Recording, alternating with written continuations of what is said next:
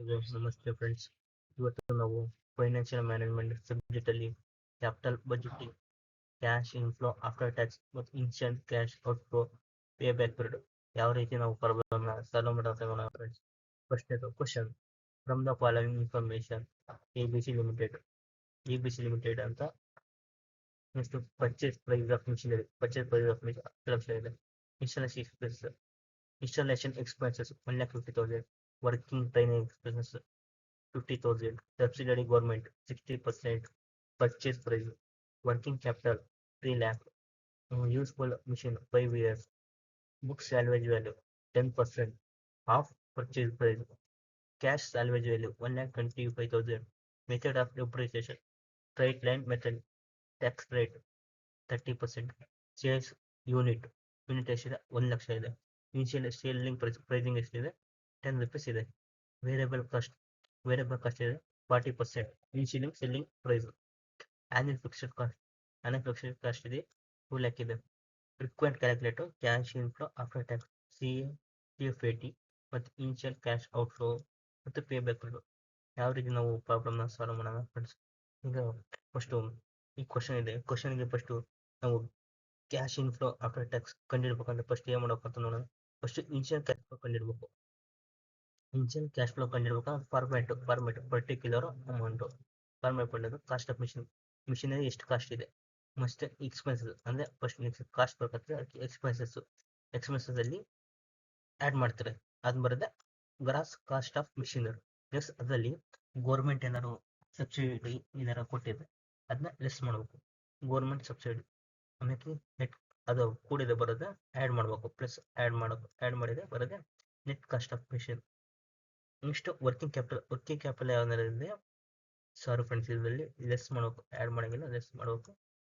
Working net cost of machine ಅಲ್ಲಿ working capital ಏನಾರ ಇದೆ ಆ್ಯಡ್ ಮಾಡಬೇಕು, ಬರುತ್ತೆ ಇನಿಷಿಯಲ್ ಕ್ಲಾಸ್. ನೆಕ್ಸ್ಟ್ ಇನ್ನೊಂದು ಫಾರ್ಮೆಟ್ ಇದೆ, ಯಾವುದು ಆನ್ಯುವಲ್ ಕ್ಲಾಸ್ ಆಫ್ಟರ್ ಟ್ಯಾಕ್ಸ್.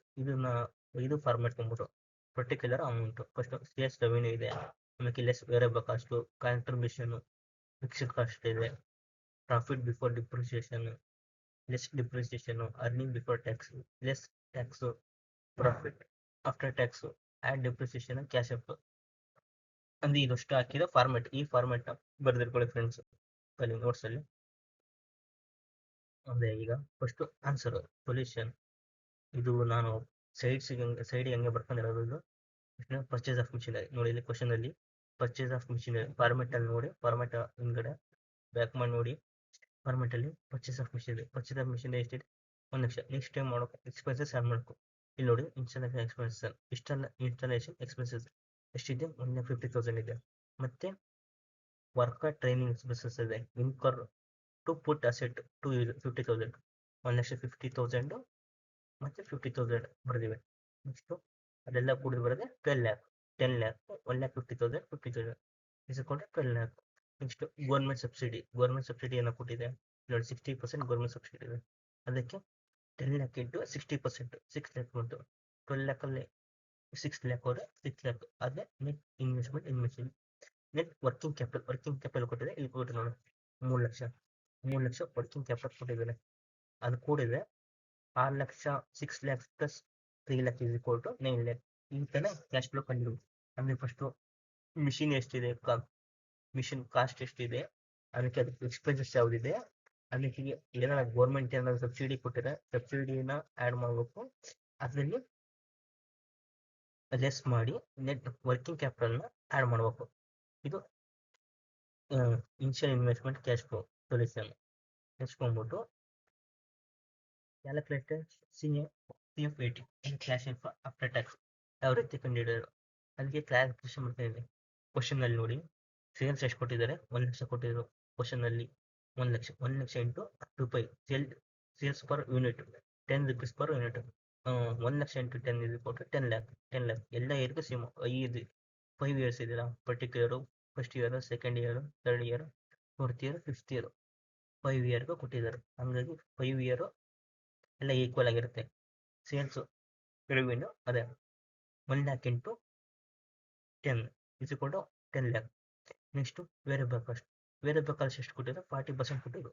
40% ಅಲ್ಲಿ 10 lakh ಇಂಟು 40% ಮಾಡಿದ್ರೆ 4 lakh ಬರುತ್ತೆ. ಅದೆಲ್ಲ 10 lakh ಅಲ್ಲಿ 4 lakh ಕೊಟ್ಟ ಬರುತ್ತೆ ಕಾಂಟ್ರಿಬ್ಯೂಷನ್. ನೆಕ್ಸ್ಟ್ ವೇರಿಯಬಲ್ ಕಾಸ್ಟ್ ಆಮೇಲೆ ಫಿಕ್ಸ್ಡ್ ಕಾಸ್ಟ್ ಕಳಿಬೇಕು. ಫಿಕ್ಸ್ಡ್ ಕಾಸ್ಟ್ 2 lakh ಕ್ವಶನ್ ಅಲ್ಲಿ ಕೊಟ್ಟಿರೋ ಅದನ್ನ ಕಳಿತೀರಿ. 6 lakh ಅಲ್ಲಿ 2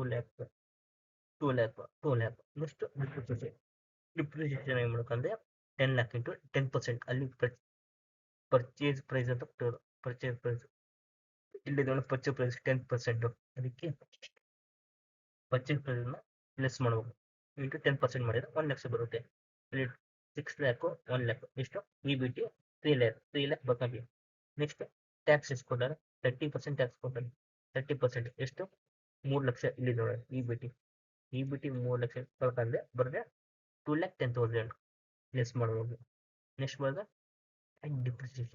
ಡಿಪ್ರಿಸಿಯೇಷನ್ ಮತ್ತೆ ಆ್ಯಡ್ ಮಾಡಬೇಕು. ಮತ್ತೆ 1 ಲಕ್ಷ ಏನಕ್ಕೆ ಆ್ಯಡ್ ಮಾಡ್ಬೇಕಂದ್ರೆ ಇನ್ಷಿಯಲ್ ಎಕ್ಸ್ಪೆನ್ಸ್ ಅಲ್ಲಿ ಒಂದು ಪುಟ ಡಿಪ್ರಿಸಿಯೇಷನ್ ಫಿಕ್ಸ್ಡ್ ಕಾಸ್ಟ್ ಅಲ್ಲಿ ಅಂದ್ರೆ ಕಾಸ್ಟ್ ಅಲ್ಲಿ ವೇರಿಯಬಲ್ ಕಾಸ್ಟ್ ಫಿಕ್ಸ್ಡ್ ಕಾಸ್ಟ್ ಅಲ್ಲಿ ಲೆಸ್ ಆಗುತ್ತೆ. ಮತ್ತೆ ಟ್ಯಾಕ್ಸ್ ಆಫ್ಟರ್ ಇಷ್ಟೆಲ್ಲ ಡಿಪ್ರಿಸಿಯೇಷನ್ ಮತ್ತೆ ಆ್ಯಡ್ ಆಗುತ್ತೆ. ಬರೆದ್ರೆ 2,10,000 1 lakh is equal to 3,10,000 ಇದೆಲ್ಲ ಬರೆದ್ರೆ ಕ್ಯಾಲ್ಕುಲೇಷನ್ ಆಫ್ 5 years ಎಂದು. ನೆಕ್ಸ್ಟ್ ಪೇ ಬ್ಯಾಕ್ ಪೀರಿಯಡ್ ಏನಂದ್ರೆ ಅಲ್ಲಿ 3,10,000 ಬಂದಿತ್ತಲ್ಲ ಅದನ್ನ first year FAT cumulative cash flow ಅಂತ ಬರ್ಕೊಂತೀರ. ಫಸ್ಟ್ 1 2 3 4 5 3,10,000 ಅದನ್ನ ಎಲ್ಲ ಇಯರ್ಗೆ ಸೇಮ್ ಬರ್ಕೊಂಬೇಕು. ಯಾಕಂದ್ರೆ ಒಂದು ಇಯರ್ ಇರೋದು ಅದನ್ನ ಆ್ಯಡ್ ಮಾಡ್ಕೊಂಡು 3,10,000 3,10,000 6,20,000 9,30,000 ಅಂದರೆ 3,10,000 ಎಲ್ಲ ಆ್ಯಡ್ ಮಾಡ್ತಾ ಹೋಗ್ಬೇಕು. ಪ್ರೆಸ್ ಮಾಡ್ತಾ ಹೋಗ್ಬೇಕು 3,10,000. ಆಮೇಲೆ ಇಲ್ಲಿ 9 lakh ಇನ್ಷಿಯಲ್ ಕ್ಯಾಶ್ ಫ್ಲೋ ಎಷ್ಟಿದೆ 9 lakh ಇದೆ. ಇನ್ಷಿಯಲ್ ಇನ್ವೆಸ್ಟ್ಮೆಂಟ್ ಇಷ್ಟೇ 9 lakh ಇದೆ. 9 lakh ಅಲ್ಲಿ ಎಷ್ಟನೇ ಇಯರ್ ಬಂದೈತೆ ನೋಡ ಇಲ್ಲಿ 6,20,000 ಇದೆ. ಅದಾದ್ಮೇಲೆ 9,33,000 ಹಂಗಾಗಿ 9 ಲಕ್ಷಕ್ಕಿಂತ ಕಡಿಮೆ ಇರೋ ತಗೊಬೇಕು. 9 ಲಕ್ಷಕ್ಕಿಂತ ಮೇಲೆ ತಗೊಬೇಕು. ಇನ್ಷಿಯಲ್ ಇನ್ವೆಸ್ಟ್ಮೆಂಟ್ಗಿಂತ ಅಮೌಂಟ್ ಕಡಿಮೆ ಇರೋ ಅಮೌಂಟ್ ತಗೊಬೇಕು. ಜಾಸ್ತಿ ಇರೋ ಅಮೌಂಟ್ ತಗೊಬಾರ್ದು.